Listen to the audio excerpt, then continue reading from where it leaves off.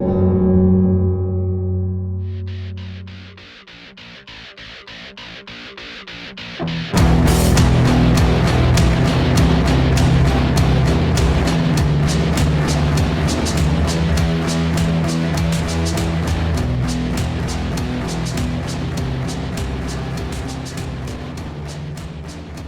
to Fullmetalrpg. I'm Richie Buzzkill, and tonight we have a very special guest. He was introduced to me by Paul, our good friend Paul. Tony, how you doing, Tony? Nice to meet you. I'm doing pretty good. How are you doing? I had a lot. You and I both had a lot of technical difficulties before this, so I already feel like I've been through a ringer. But like, now that we're on record, then it seems to be going okay. So I'm doing all right. Good. I'm glad to hear. Introduce myself a little bit. My name is Tony. In 1996, in Wisconsin, I was convicted for multiple bank robberies and ended up serving 15 years in the Wisconsin prison system. And while in prison, I got into RPGs, and I'm pretty sure that's what we're going to be talking about here. Yeah. So Tony is here to tell us about his experience. Just the fact that you were introduced to RPGs in prison is, I think, a very unique thing to get it going with that. But yes, basically playing RPGs in prison is the main reason he's here. Seems like he's a pretty nice guy so far. So you got to prison and you had never played an RPG. I feel like twice in junior high, I had somebody like you should really try this, and the first time it was Advanced D&D, and I'll admit, I was pretty sure it was Advanced. Even now, having played for close to 15 to 20 years, I still don't understand THAC0.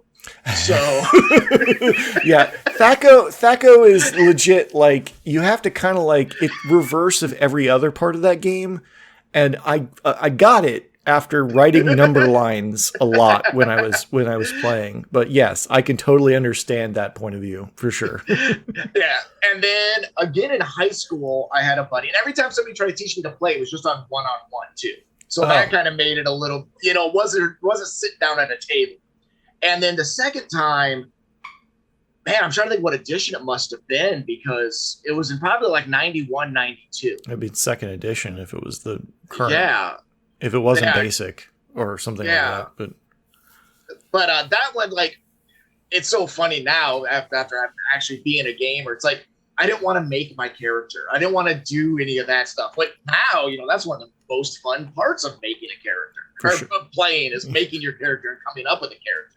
And I was like, I don't want to roll dice. I just want to talk about what I want to do. And that lasted like 2 hours. Yeah. Well, so that's longer than most people, I think, would last. Yeah. And I think one-on-one is a very particular kind of gaming, and it's a growing segment, but it's something when you first start is not really, unless you've got a very good game master, which you're not going to find in middle school. No offense, middle school game masters. No. You're still the best. Don't get me wrong, but there's some experience that needs to be had with something so intimate as that. So once I was incarcerated and gaming was a thing in prison, I was a little put off at the idea because of the learning curve. I think I was actually in about 8 or 9 years before I got into gaming.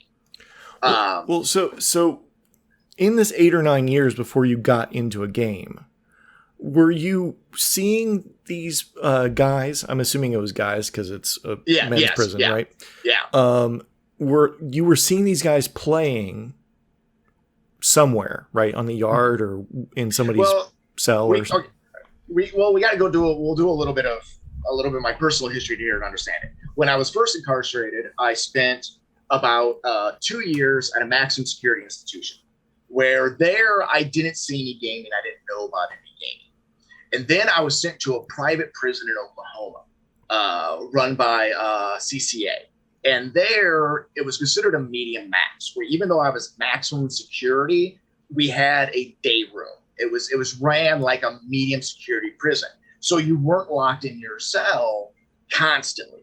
Right. And maximum security, unless you had someplace to be, either work, the library, or rec or meals, you were just in your room. Once I got to Oklahoma, there was a day room, and that's where I saw people outside playing. Okay. And where I was in Wisconsin, and we'll get into this a little bit later when I get into my own personal gaming experience, some places you were allowed to have books, some places you weren't. Oklahoma, you were. The private prison system, at least the one I was at, it was a little free range. You could get away with a lot because the only thing they cared about was making their money. So right. When I was in Oklahoma, people were able to get books in. They were able to get stuff. So then you saw a lot more gaming happening because people were able to get stuff like that. Now, you couldn't still have dice, but people were ordering everything else. Okay. So you were seeing people playing, and how did you make that transition from seeing these guys playing to joining in? Like, I didn't start in Oklahoma. Interestingly enough, I was approached about running a campaign in Oklahoma without ever having played, just because people knew I liked to read. I was entertaining. I was fun. A lot of the things you look for in a good GM. But unfortunately, I knew absolutely nothing about gaming, which you kind of want your GM to know a little bit about that at least, just a touch. At least read the book or a part of it anyways. I mean, knowing nothing about and being the only GM in a group is kind of a classic story, really, but... Everybody was tired of running, and they're like, well, let's go talk to Tony. He's smart. He'll run a game. Yeah. And it's kind of funny is I had an idea for a whole campaign world idea and everything coming together. And it was almost actually going to be based off of the Dark Tower series by Stephen King. Oh, nice. Very with nice. Like gunslingers and magic users. And then when I started talking to them about that, the people who actually understand how games work and the balance of games are like, and I'm like, so this is going to be it?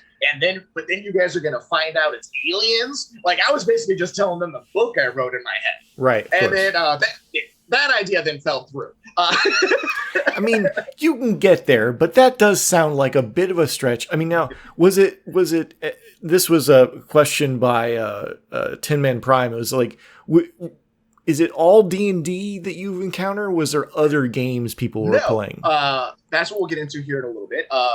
And first off, there's a lot of D&D. By the time I started actually playing, it was when I came back to Wisconsin and I was at medium security. It was 3rd edition. Okay. D&D. Also saw a lot of Vampire Masquerade. Oh, yeah. No, big fans. That was big. And one of the reasons that was so big is because you could get your hands on 6-sided dice. So using the dice pool method, you were able to do that. Now we'll touch here on a little bit, like how we got around that of when we're playing other systems. Right. Now the system that I ended up running, and then there was also a lot of homebrew systems. You had that too. So like I said, in Wisconsin, a lot of places you couldn't get the books at all. So people would write down everything they remembered. Yeah. So you'd have like notebooks that were your players' handbooks, and you'd try to do gamer balance. And then it's like, imagine rule lawyers where nobody actually has the rules. Right. It's like that. Yes. That sound. I've been in those games. Yeah. I remember a guy trying to explain to me that a longsword in 3rd edition was 2d12. Yeah. And it's like, oh boy, so you also had that too as far as systems. Just a lot of heavily inspired by, for lack of a better term. Now, the system that I ended up getting, that is the one I ran the most after I got out, was Hackmaster by Kinzer. Oh, wow. So Hackmaster is a pretty dense system, and a lot of in-jokes. No, not. But here's the thing: not the Hackmaster that was their licensed parody. Okay. It was the Hackmaster Basic that then became Advanced Hackmaster that they're putting out now. Yeah, Okay. no, it wasn't. What happened was while I was in, I also got into comic books, and I discovered Knights of the Dinner Table. Of course. Of course. And there was information in there, and like they'd have like magical items, and they'd have weapons, and they'd have creatures, and I would take those to my buddies who had gamed outside, who had seen more books, and been like, "What do these numbers mean?" And they're like, "I got no idea."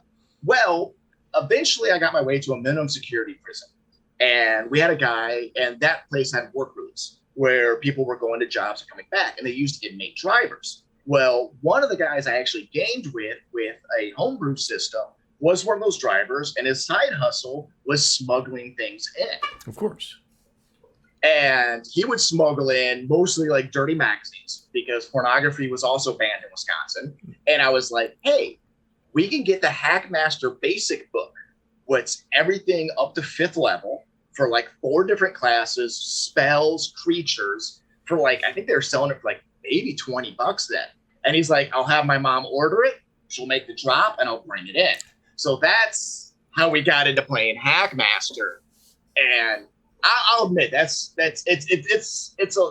not an easy system, but it was a fun system. Right. So that was the one I probably ran the most, other than like a hybrid 3rd edition. Okay. So you're like kind of like on the edges of these things. And so did you start playing after they asked you to game master? When I was in Oklahoma, no. When I came back, I said, our train of thought is not going to be concise here. Oh, that's perfectly fine. That's my job, is to help bring you back. Good luck. When I came back to Wisconsin is when I got into gaming, and it was a hybrid 3rd edition. And basically my celly ran a game. And we started talking, and that's where he's like, hey, listen, this is what I'm doing. I think you really enjoy this. And so that's how I got into it then. And that's when I started. And then from then on, I gamed about, it'd be funny because you did have to, anytime you went to a new prison, if you were a gamer, you'd kind of look around and you'd see like 5 guys sitting at the tables with huge stacks of cards and a piece of graph paper and some file folders. And you just walk up and be like, what edition you playing? Right, exactly. Like that was what you looked for, because you kind of had to hide it. It was against the rules. Now, there were some institutions within the Wisconsin system that would send you to segregation for gaming. I was never at those. The worst we ever had to deal with was them confiscating your material. What always sucked, because you would spend months putting together your material so people could play and you'd have something to reference. I saw a guy had an actual 3rd edition hardcover player's handbook back in Wisconsin. Somehow he got it in. And I read that thing cover to cover, I don't know how many times. But I watched my celly hand copy it over a period of about a month, like 10 to 12 hours a day. Like some sort of medieval monk. He filled out a notebook and just copied everything, made graphs, all of that. So yeah, when you got your stuff confiscated, that was not good. But so yeah, that's when I started gaming. Was at the one place I was at, and then every time I moved around after that, either I already had material and I started running games, or I would join other games. Well, very cool. So you're going on this journey of finding these groups in different, when you move from place to place. Was the kind of, was the play culture kind of the same when you were going to these different groups? Did you always end up with the same kind of, Well, it's kind of, yes. There were different tables, just prefer table. And most time every unit would have anywhere from 100 to 150 people on it. And you usually had at least one, if not two tables of some sort of a game being ran in every unit, and there'd be some overflow of people going to one table and back and forth and stuff like that. Anytime there's any sort of conflict between tables, it had nothing to do with the game. It was just personal conflict between usually like the GMs about something, but that had nothing to do with the game. And then, but a few things that would happen, and I don't know how much you want to touch on this, is if somebody new came in, saw you were gaming, depending on the table, some tables would be like, yeah, man, you can join us, bring your paperwork. We want to know what you're in for.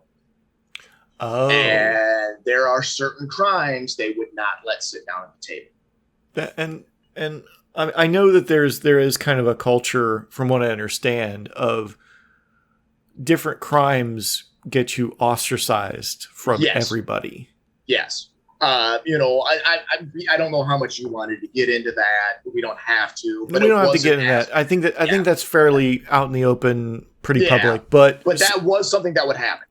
Well, okay, so that I can kind of see that makes a lot of sense to me. Mm-hmm. But I can also, Anyway, so we'll move past that. So that when you're looking for, or people would mostly self-select to come and ask to play, or like in your case where like they just assumed because you wore glasses and were smart and read a lot of books, they're like, you're already enjoying this. Exactly.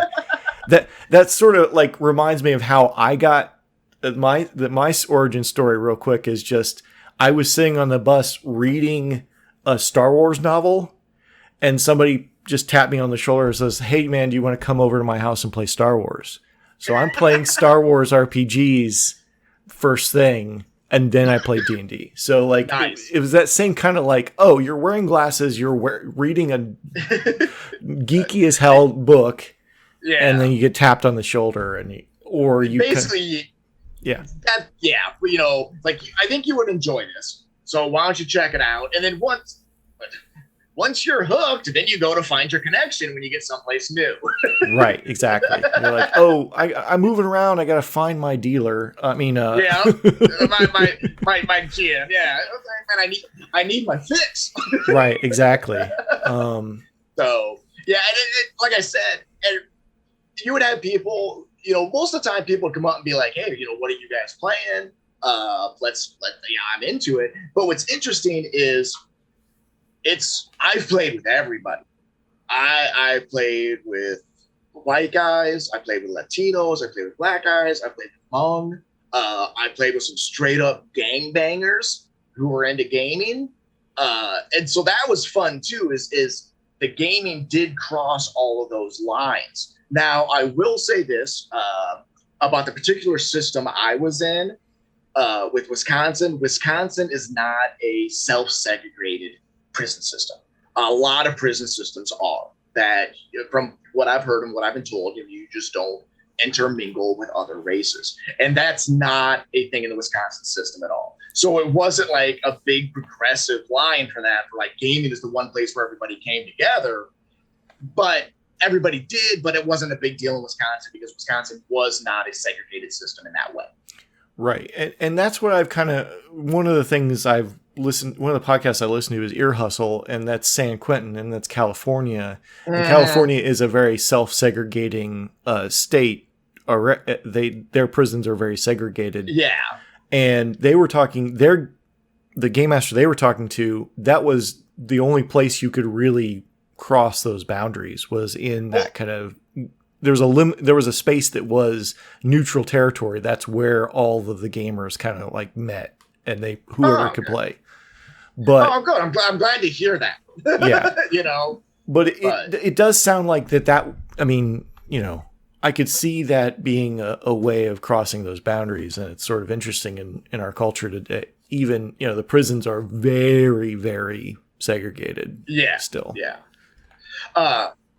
What's something, just talking about gaming in prison, so talking about this made me think of this, is because one of the things about interesting about gaming in prison is there are people in close proximity who have no idea what you're doing.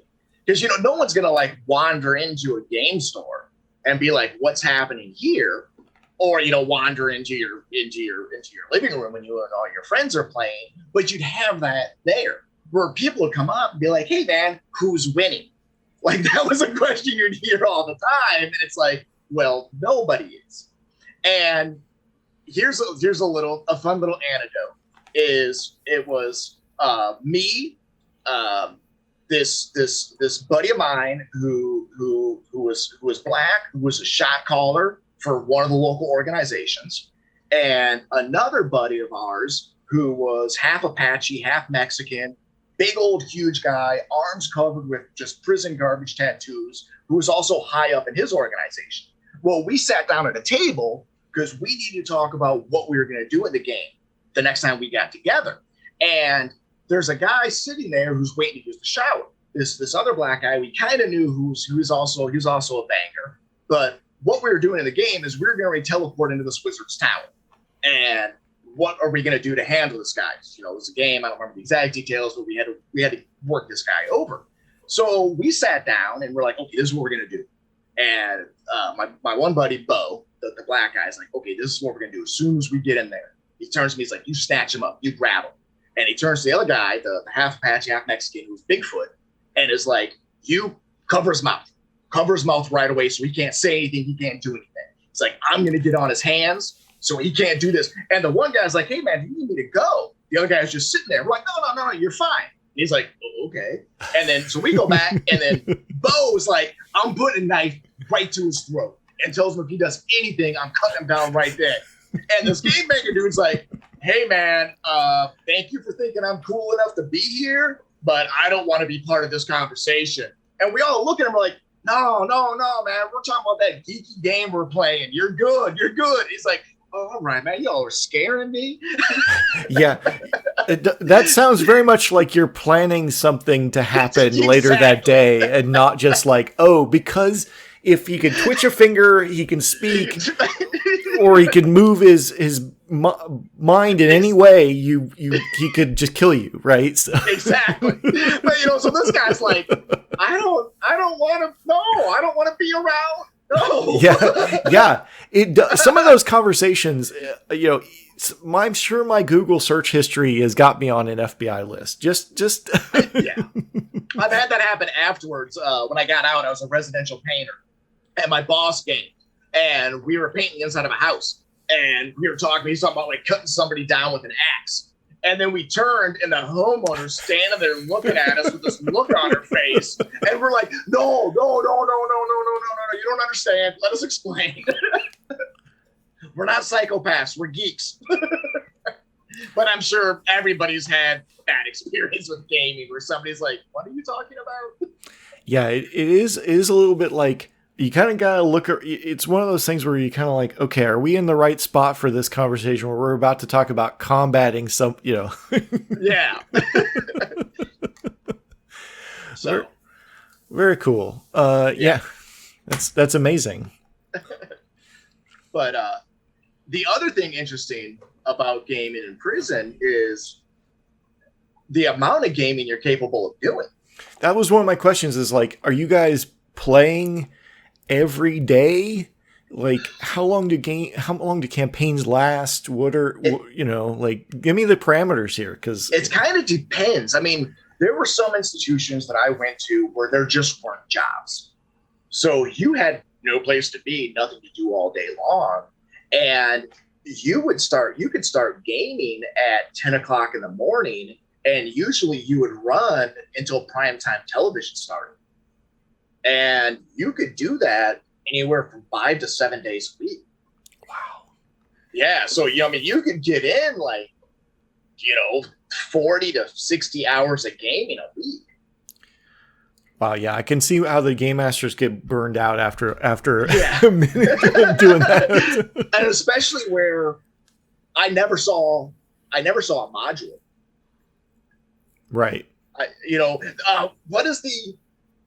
I've been through it so many. What is the Dragonlance book with the module in the back. It's a series of short stories. It's like a time temple. I actually, Dragonlance is not my specialty, but yeah. I've heard there is a module in the back. It's like almost like 30 or 40 pages where there's a map and there's everything. And that book would be in the library. Oh, so, nice. You would meet those creatures. You would go through that dungeon. You would do so many things like that. Almost every prison I went to, I'd be like, oh, we're doing the Temple of Time Distortion or whatever it's called. I'm sure you're going to have a whole bunch of comments from your listeners who are all going to be telling you what I'm talking about. I'm sure they will, and please get at me. Yeah. I'm good with that. So there was that, but then you're just trying to homebrew stuff to keep things running for that amount of time.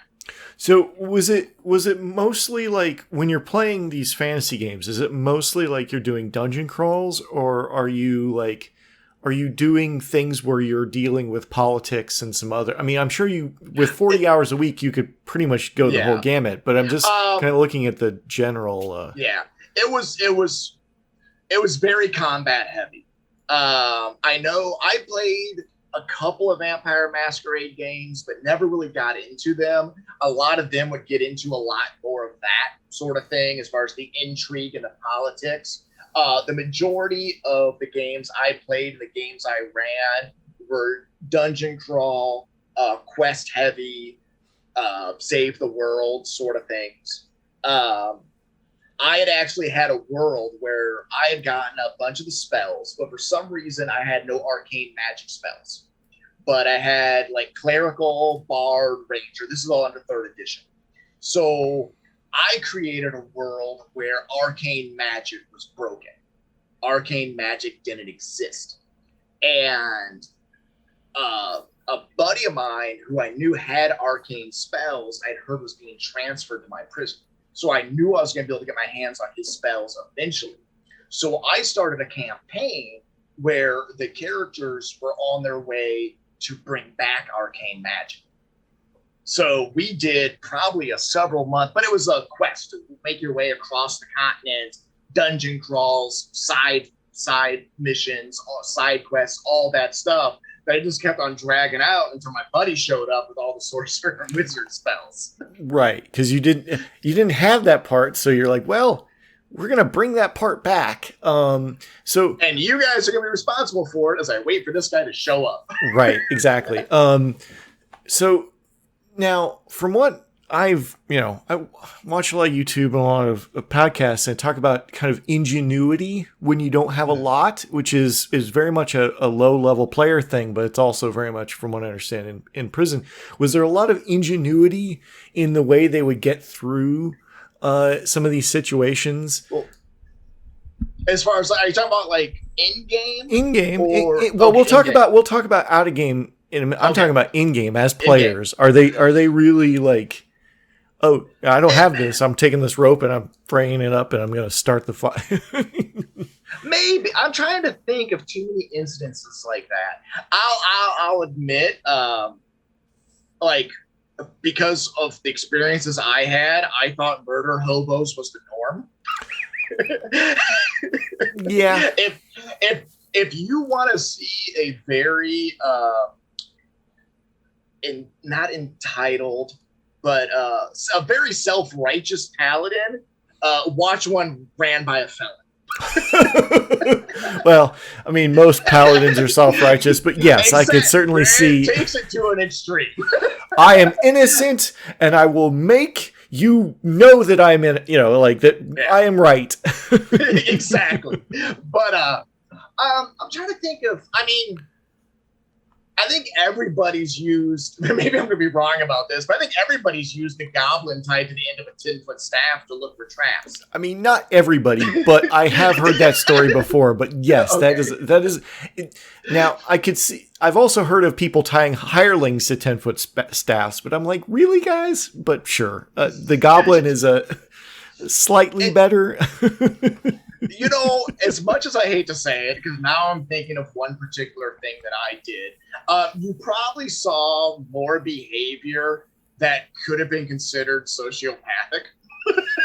Now, I know a lot of GMs do this in general, but and it's definitely when I was in, GMs kind of had a no evil characters rule. Right. Just because. The only time there would be the exception is if you ran a completely evil party. And you just kind of ran an evil campaign. And then usually we would have to try to find a way in story to make everybody not just want to cut each other's throats. And what you would usually, because the majority of the people in prison at least understood this concept, is you'd make them the members of an organization where they couldn't do that. Right. Which then also touches on why gaming was illegal or against the rules in Wisconsin. Because the Department of Corrections decided it was gang related. Gang related. You want to? Yeah, I got it for you. Absolutely. Because the GM, the game master, gives quests and missions that must be done, or there will be repercussions. Wow. And that puts them in a position of authority. So, because your group has someone that has authority. And there's a hierarchy. And there's a hierarchy. That means that they're... I mean... Now, this gets into why we were able to game.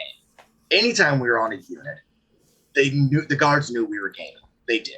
Yeah. Every once in a while, you'd have a guard who you knew was against it. So if you saw him come on the unit, you'd be like, okay, we ain't playing tonight. But we'd have guards, and it'd be funny because the guards would come up and we'd suddenly just start dealing out cards, and it would totally be like you just start making up a game. And they knew it was BS. They knew it was. And most guards would be like, listen, I know what you guys are doing, but here's the thing. You're sitting here quietly doing it for the next 10 hours where I know I don't have to worry about you guys at all.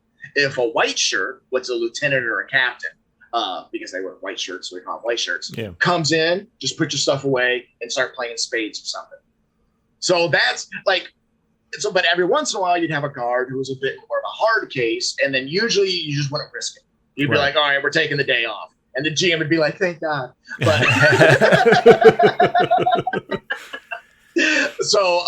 but yeah, no, that's why it was in Wisconsin. That's why you weren't allowed to, because it was gang related.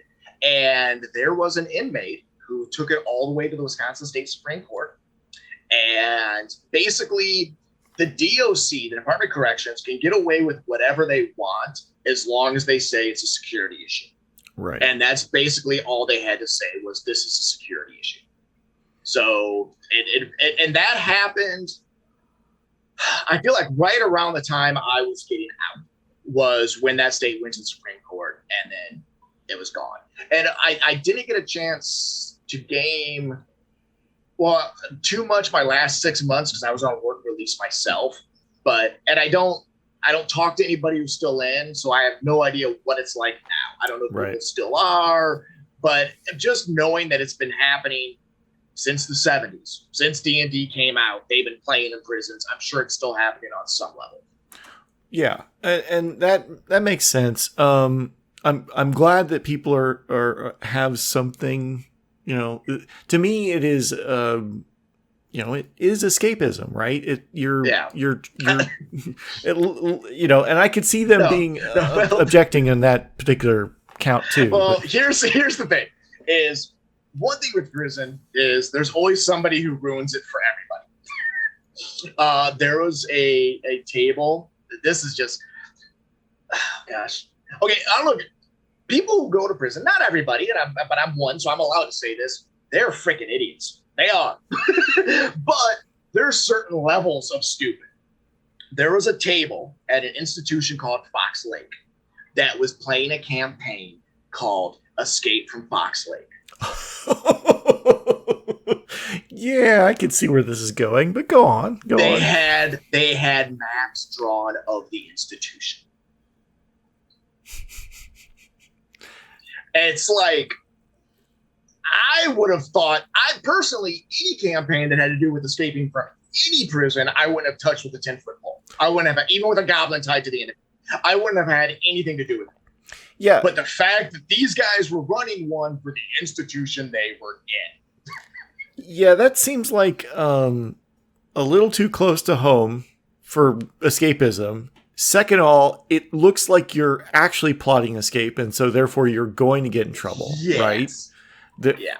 And thirdly, Why? Uh, I was at another institution where we had somebody higher up. I think it was a captain or somebody who wanted to try to get the okay for it to allow us to play. And they were like, I need something to take that's positive. So we like sat down and made up a list of like, what's the positive aspects of it? And, you know, we talked about teamwork, learning, you know, some of it was a bit of a stretch, but about, you know, learning consequences of actions. You know, we talked about math. I tell anybody that if you want your kids to learn how to do math, teach them how to game. Yeah. You know, that's the easiest way to teach them. Like they'll learn math without even knowing they're learning math. It ended up not going anywhere, but I wish I knew everything else on it. But we had a list of like 10 or 15 different things of what's positive reasons to play. Yeah, and that's kind of you know, whenever if I'm applying for certain kinds of jobs, I will be adding like group organization, you know, all sorts of other different kind of like I you know, try to we're planning, we're doing structures, we're like doing math, you know, like those kind of things are very beneficial and look good on resumes. It's like, look, if I'm going to be a manager, like I've managed, you know, 6 psychopaths for, but you know, so we're trying to come up with all these reasons why gaming is good for rehabilitation. Exactly. But it didn't go anywhere, so we just let it play underground. Well, I think that's going to become more and more of a thing because of another episode I did. A friend of mine, Kayla, does RPG therapy. I've heard a lot about that. So I think that's going to eventually, I'm hoping, to help people eventually make its way more and more into the mainstream of that kind of therapy culture and help people even in prison. So yeah, it would be nice, but unfortunately, I mean, the DOC, it's hard to get them to change their minds about anything. Sure. You know, it really is. And unfortunately, and it's not, I understand where they come from. I'm able to see both sides of it, is they can't have a gray area. If there's been a problem one time, then it's just done. That's just how they tend to handle things. That can seem unfair, you know, when you're the person having to deal with that. But considering what they're dealing with and what their jobs are, it's just the way it is. Yeah. So, unfortunately, yes. But, you know, we can keep trying to push culture in a good direction. And that's kind of the point of talking about this sort of thing. So going back to, you know, dice, you know, may or may not be, I mean, you had different places where dice were yes or no. Like what kind of like, what were your tools? What were your, you know, here we go. I actually dug these out. A couple of things. Some people made spinners where you'd have like starting in the middle of the circle, you'd have like 4-sided and 6-sided and whatever. So you just spin it. Some people actually figured out a pattern for making D20s where like you'd have your fold and your cut lines and they'd make it out of like a card stock and then they'd fold it up and you'd paint it. A lot of times people would also put rice inside to give it weight. And then you'd paint it with glue to give it to like a hardness. So you could actually roll the D20. Nice. What I used, and I can kind of show you one here on camera while I explain it. I took about 100 cards, 2 decks of cards, and on the cards, let's see if we can do here a little bit. You might be able to see. Okay. Here would be like my D20. And then across the top would be 4-sided, would be like my 4, my 6, my 8, my 10, my 12 to my 100. So then when I had to roll, I would just go through my deck, pull a card. That would have been a 7. You could see there. Now, so a lot of people liked that. I liked that because it was a little bit more random of it. And you'd end up, if you did like 100 cards, you'd have like 5 20s in it, 5 bundles. But then you also had to trust people to make their cards right. Yes. And usually, like, I mean, you know the statistics. You know if somebody's rolling a lot of 19 and 20s. And I would do this is if I thought somebody had a suspicious deck, if they're going into a big battle, it'd be like, hey man, let's switch decks. No, I'm not gonna switch decks. Exactly. You can tell by the look on their face if you just need to have like a conversation, and a real conversation, not like, a prison conversation, but a real conversation about like, hey man, come on, dude. If you gotta cheat to win, make a better character. Well, but like that, I think that's a lot of the attitude, at least, is like, hey man, we're playing a game. Like, why cheat? What's the point of cheating? It is a power fantasy, and I can sort of understand. Yeah. Especially when you're incarcerated. Like, yeah. There's some pretty big egos in there too. Yeah. I mean, you gotta, it's interesting. It would be really interesting to see like a psychological paper on that.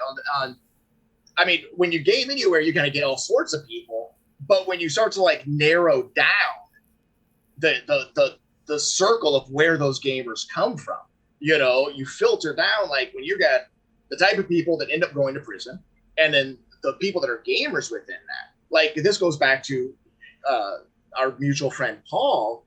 The table I was gaming at with Paul had like 6 other law students at it at any given time. And I'll tell you this right now. I mean, rule lawyers are one thing, but when you're dealing with rule lawyers that are actually law students, capital L lawyers, yeah. Exactly. So it's interesting. There's been several times, where I've been in different tables that were also that was a subset of a bigger subset, like convicts playing games, lawyers playing games. So once I got out and started playing with a wider demographic, it was interesting to see. Oh, okay, I just won't. Okay, so we're not just going to burn this village to the ground? Okay, all right. You mean we're going to talk to these villagers? Interesting. Wait. What's this word? Diplomacy? I don't know that spell. What's the damage and range? Yeah. So. And then the other thing we would do is we would make our own graph paper. Unless you knew somebody who got art supplies, you get graph paper, so you could draw out your dungeons and stuff like that. And then we cut. Usually it was a normal sheet of paper, so you'd have like a 1/4-inch grid. And then you would make little 1/4-inch squares of cardstock that you would either number or put initials on, and then you'd put a red dot for that's the direction they're facing. And you could put those under like sleeve protectors, paper protectors, like for a folder. So then you could write on them with a dry erase marker. And then that's where you'd move your piece around on top of that. And then I also made myself. I actually, for this podcast, I dug out all the stuff I brought home from when I was in. That's where I got my cards out of. But I also made up a lot of like generic ones where I had like trees and a river and a lake and roads. So you could bust those out. So you'd think it would be more being inside and trying to keep hidden about it. You do a lot more of the theater of the mind. Right. But I've always liked that. I've got several $1,000 worth of Dwarven Forge. Oh wow! yeah. Now that I've gotten out, yeah. And now, who's the other one that does the pieces? They did the huge Kickstarters. They do the train pieces. That's not Dwarven Forge. No, they're the big name. Yeah, I can't remember their name, but they're like a dungeon system or something where they click together, right? Yeah. I think got a lot of my money on Kickstarters. So I've always been about that. I've liked that aspect of it, which is interesting because I'm not an artist at all. So yeah, I had a good stack of different generic, like here's a cool keep, here's a village, here's a river, here's a crossroads, here's a bridge. So I could bust those out in game while we were playing. Well, if you want, send me some pictures of that stuff. And I'll post it up on the Instagram and the Facebook to show people that they can listen to this and see that. I'll link it in the show notes. I'd love to see these and a picture of your deck kind of fanned out or whatever. Yeah, no problem. I'll get that for you. Very cool. So you're getting books either smuggled in or copied or somebody's making it up. You're getting craft supplies are available depending on where you're at. You're making your own like terrain boards basically with these just like replaceable chits and cards and stuff like that. I mean, it sounds like you've got pretty much everything you need to play. Yeah. The randomizers, yeah, exactly. So that was it was really, and I'll tell you this, like it. Not just because I enjoyed it, but I'm really glad I got into it because, especially the places where I was at where there was no jobs, just to be able to have something to do all day long, it honestly would keep people out of trouble. I touched on that earlier, where guards would come by and just be like, "Hey, I know what you're doing, but I don't care." Well, it's just like we were, not that it's as comparable, but quarantine, when everybody had to be, inside, like everybody kind of went online to try and play games or whatever. It wasn't the same. It wasn't as good, but yeah, I mean, it's trying to deal with the situation in a kind of a healthy way by getting together with other people as you can and trying to, have some fun. Yeah. So how long did how long did generally a campaign last? Did it just last until the game master burned out, or? Kind of, yes. The majority of the games I ran, there was I built a world. I have maps laid out of a whole world, towns.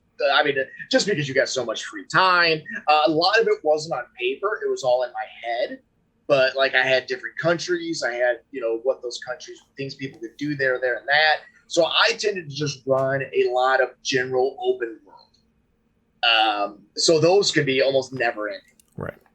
It's just kind of the way it worked when people just did things. And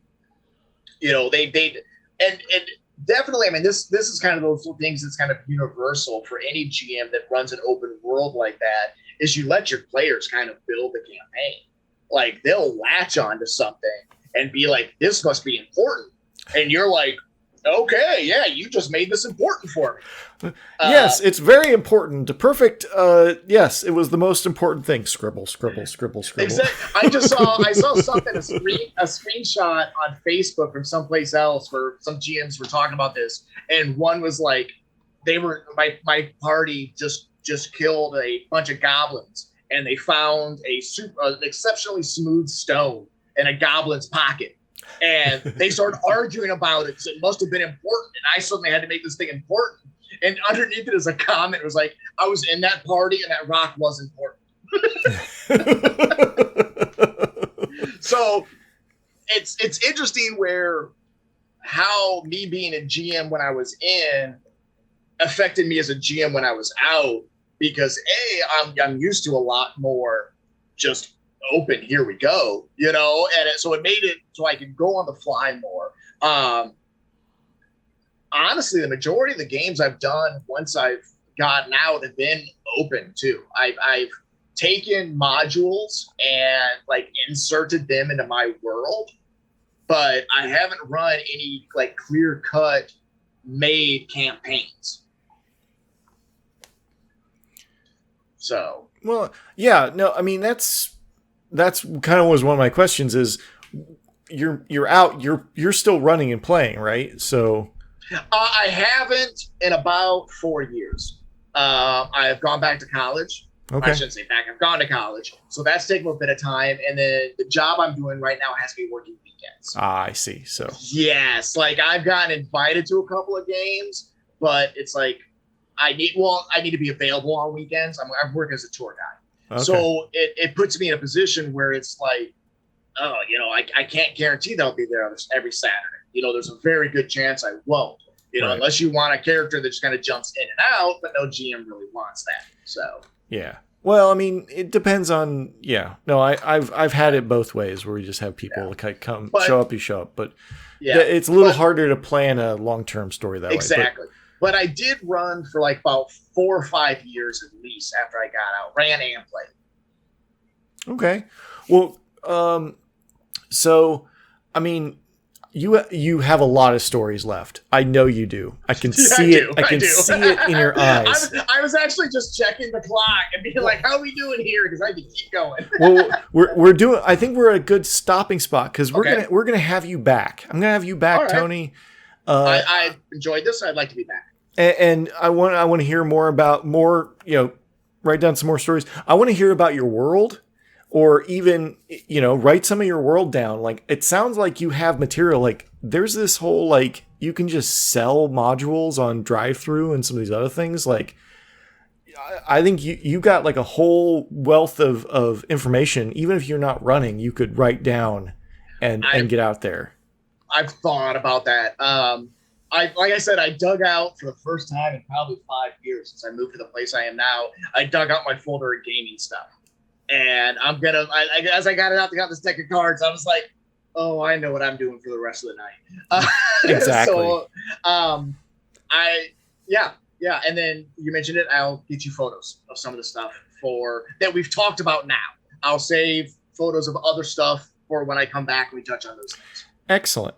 Well, thank you very much, Tony. I really appreciate your you coming in and sharing your experience and having a laugh with me. So no problem. It was a great time. I really enjoyed it. Thanks for having me. Thank you very much. Thanks, Tony, for come on. Thanks, Paul, for introducing us. It's going to be a lot of fun. Please go on the Discord or respond to the post on Facebook or whatever with your questions. We'll get Tony back on in a few months and do this again. I think he has a lot of very interesting stories we can get into. I'd like to thank our patrons. They should be lauded upon the mountains and the hills and the dales because they are what help keep me motivated. Because let's just be honest, it's summertime in Arizona. It's already been 115 and boy is it hot. And that will reduce the motivation of anyone. So go to patreon.com/Fullmetalrpg if you would like to support the show, help out making sure that I keep interesting guests like Tony coming on and saying keeping us thinking about RPGs every week, every other week, someday every week. If there's enough support, we'll go weekly. I'll put that as a new goal. Also, if you're interested in maybe getting a t-shirt, fullmetalrpg.com. I got my we're teaching about RPGs for, like Dare teaches about drugs. So if you have someone like Tony that has an interesting experience with RPGs, or you think, oh, why haven't I talked to X designer or Y person? That's because maybe I don't know them. So if you know them or you think I should reach out to them, drop me a line, fullmetalrpgbiz@gmail.com, in the Discord, on the Facebooks, wherever. Let me know if you have a person you would like me to talk to, because you are as much part of the show as I am, because it takes two to tango. Thank you very much. Good night. Rah!